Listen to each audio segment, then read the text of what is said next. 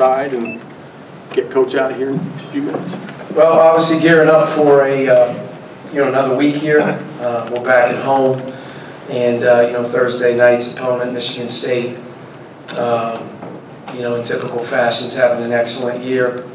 They have the premier point guard in college basketball, and have a lot of different players now playing in the game. They're deeper than they've been in the past. They have a lot of different guys stepping up and doing a great job within their role. And right now, them being at the top of the conference isn't surprising, but I think they continue to keep getting better. And they're a team that has championship aspirations, and having some time before they come in here, I'm sure they'll be prepared and ready. But, for our guys, it's another opportunity to home in the Big Ten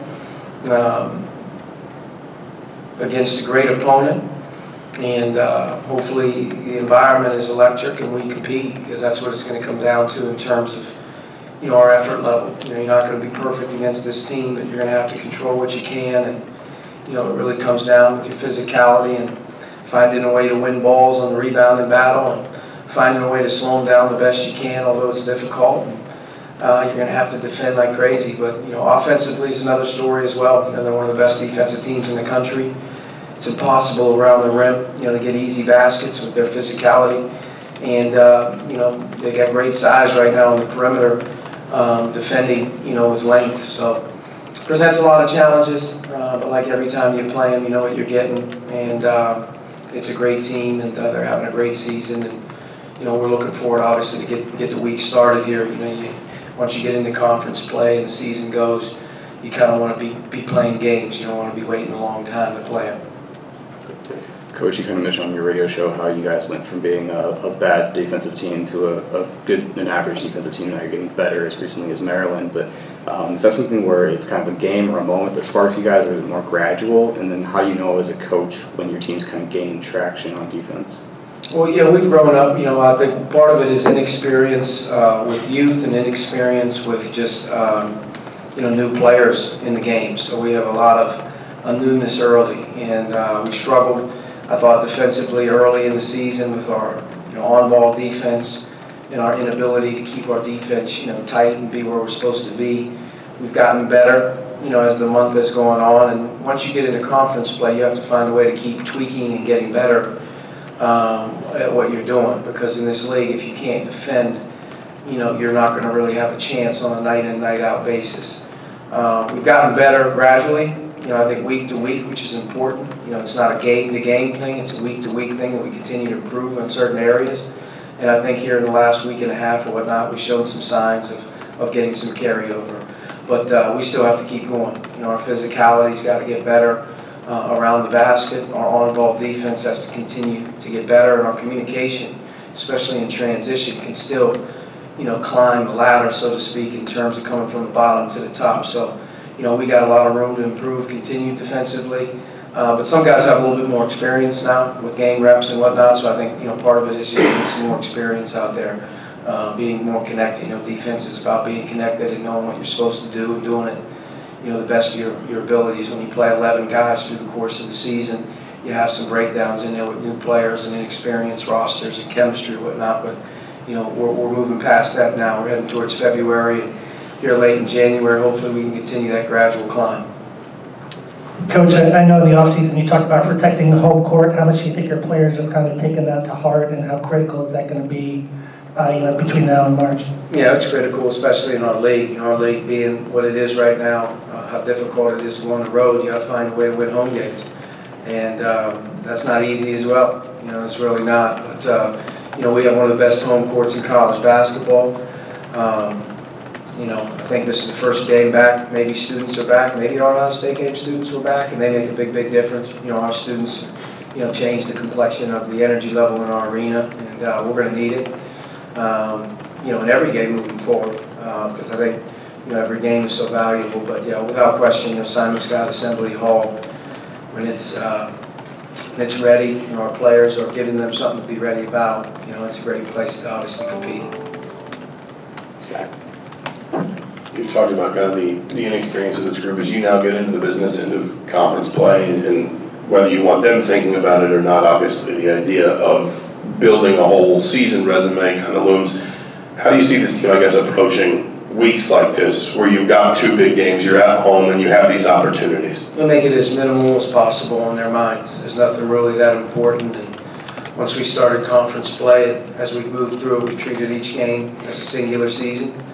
Each day is the most important thing that you can go through. You can't do anything about anything other than today. And you know, working with our players, continuing to try to teach them, continuing to try to build their confidence with repetitions, and making sure that we're giving valuable feedback on good and bad, and getting better. And I think that's just what you have to focus in on. The season is too long, and there's too many highs and lows that come with winning and losing to just start getting caught up in, like, what is this all about, you know, come the end of the season. It's about, you know, honestly, quite frankly, can we have a really good day today?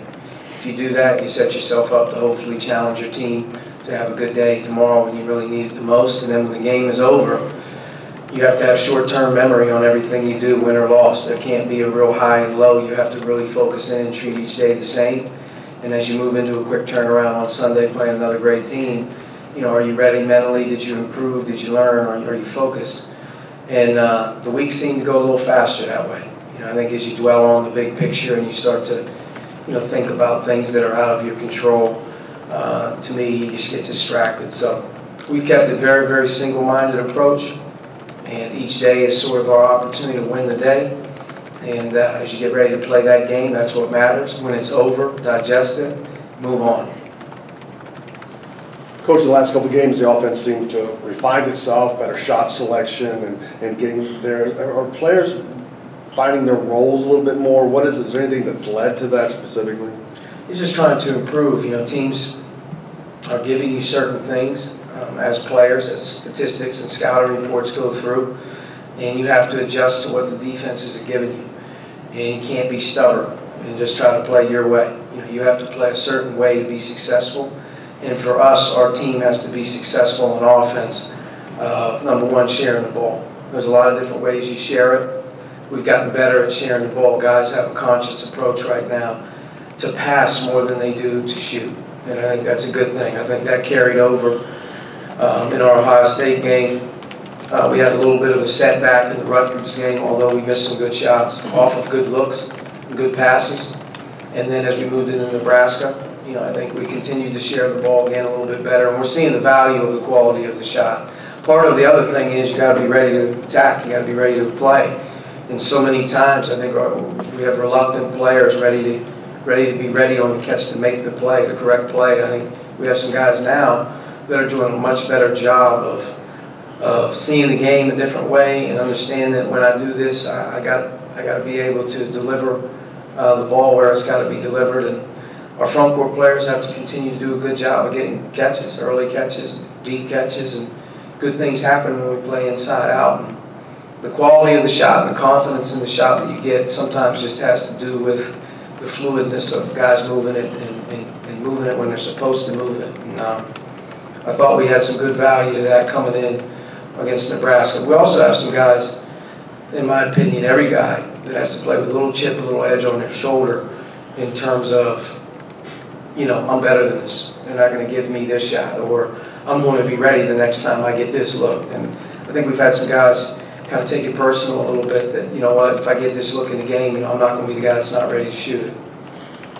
Coach, you brought up the rebounding a little bit earlier. Michigan State, usually one of the best rebounding teams in the country. You guys have actually out-rebounded them 3 out of your 4 games since you've been in Bloomington. What's led to that success on the glass against them, and how can that be replicated tomorrow night?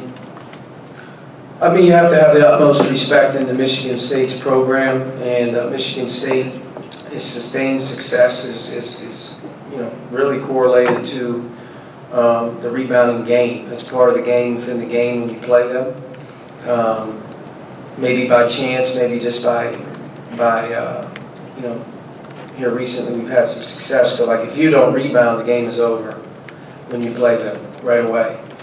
So you have to understand sort of the rules of the game when you play Michigan State. In my opinion, it starts on the glass and then it moves into transition. They're great on the glass, they're great in transition. And if you can't handle those two things, you're going to get beat. And in some ways, you're going to get beat pretty good.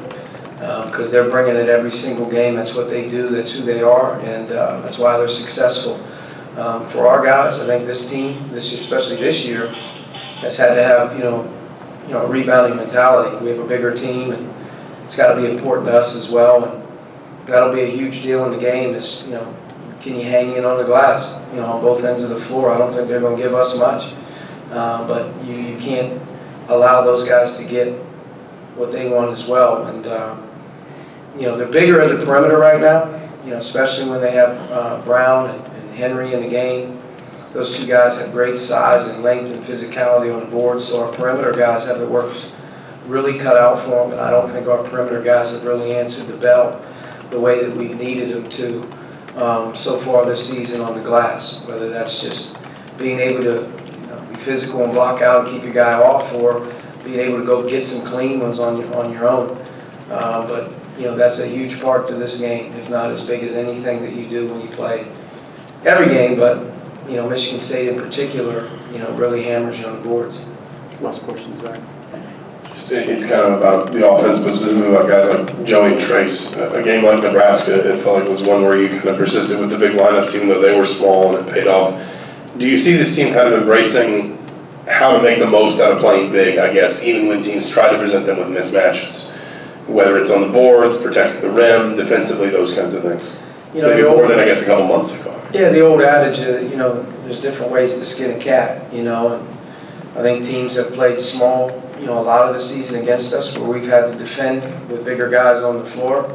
And sometimes, that's difficult, and you give some things up from the three-point line, or you give some things up in transition, where it's a little bit harder. But hopefully you play the game the other way, where you're drawing fouls and you're offensive rebounding and you're doing some things that hurts the size on the other end. So you got to win your battle. You got to be good at what you do. You can't really worry about them. Are you doing what you do well?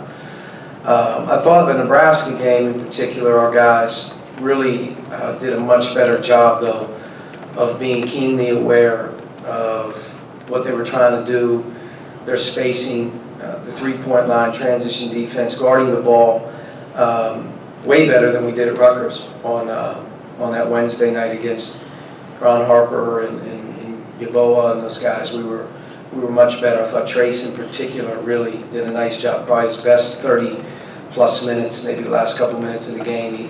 He had some lapses, but him in particular is the best he's covered the line and covered a perimeter player for the course of the game on defense. But you're going to be presented with a lot of challenges. Michigan State's two big guys are big, but they also can step out and shoot the ball a little bit. You're going to see different types of styles, and that's why the game is so important for you to be good at what you do. And, at times our most productive players in games are our bigger guys. So we have to find a way to keep them on the floor as long as possible when those games are going that way. We can also play a little smaller with Jerome and Demese and Justin, and maybe play a little bit more of a wing lineup. And at times maybe that's going to give us the best chance with one big guy. But for us, playing against the smaller teams and the three-point line, it's definitely a concern. But if you're not winning your battle, like on Wednesday, if you're not getting free throws, paint touches, offensive rebounds, and you're getting dinged with a smaller lineup, it's not going to work. We got to play the game the way it's played, and sometimes different lineups have success, game in and game out. But as you come into this one, this is the one that you're looking at the most. Our front court's going to have to step up and play, a true, in my opinion, front court game. All right, Coach, thank you. Thank you.